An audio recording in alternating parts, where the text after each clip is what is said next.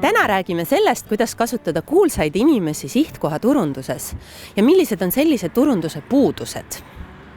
Turistid on ikka külastanud paiku, millega on seotud mõni kuulus ja andekas inimene. Maailma mastaabis tulevad kindlasti pähe Elvis Presley kodu Gracelandis, Anne Franki maja Amsterdamis või Hollywood Boulevard oma mälestustähtedega. Pärnul on Koidula ja Janseni muuseum aiaäärses tänavas.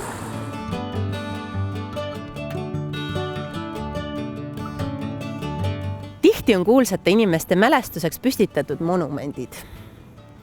Näiteks tänu sellele, et Pärnus on maailma kuulsa juveliiri ja kullassepa Carl Fabergé juured, korraldati siin aastaid luksuslikke Fabergé palle. Meie hulgast lahkunud kuulsused on turvaline valik, sest võimaldavad piirkonda meelitada kindlaid väärtusi hindavaid turiste. Ühtlasi ei saa ajaloolised kuulsused oma väljaütlemiste või tegevustega kuidagi enam sihtkoha mainet kahjustada.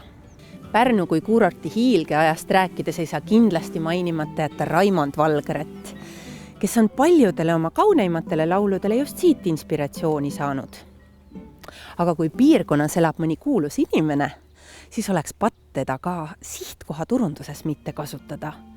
Kui fännidel on paika külastades väikenegi võimalus oma iidolit näha, siis ollakse selle nimel valmis reisima.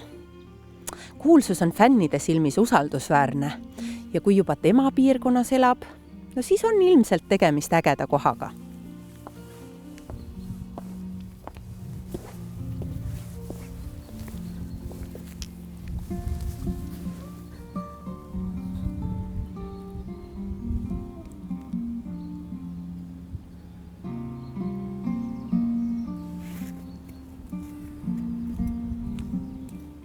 Maailmakuulsad staarid toovad sihtkohale samuti tähelepanu, kuid nende kaasamine on enamasti kallis ettevõtmine, mille tulu jääb sihtkohale pikemas perspektiivis tagasihoidlikuks ning mida on keeruline mõõta. Suurte staaride kaasamisel on oht, et kuulsusel puudub side sihtkohaga. No ütleme, et Ed Sheeran tuleks Pärnusse esinema. Inimesed tuleksid siia teda vaatama ja kuulama, aga sihtkoht jääb tagaplaanile. Jalutan hetkel Eesti olümpiasangar Jüri Jaansoni nimelisel tervisespordirajal. Spordihuvilise turisti enesekuvand, spordikangelase kuvand ning Pärnu kui sõudespordikeskuse kuvand lähevad hästi kokku. Ja siis on veel välja mõeldud kuulsused, kes piirkonda külalisi meelitavad. No Boorati ja Kasahstani suhtes on väljendatud kahetisi tundeid, aga tähelepanu sai see riik tänu kummalisele tegelasele kindlasti. Uus-Meremaast rääkides tuleb paljudele silme ette Kääpikute kodu. Walt Disney loodud tegelastele elatakse kaasa nii kodus televiisori ees kui ka spetsiaalsetes teemaparkides, kus lemmikuid lausa käega katsuda saab.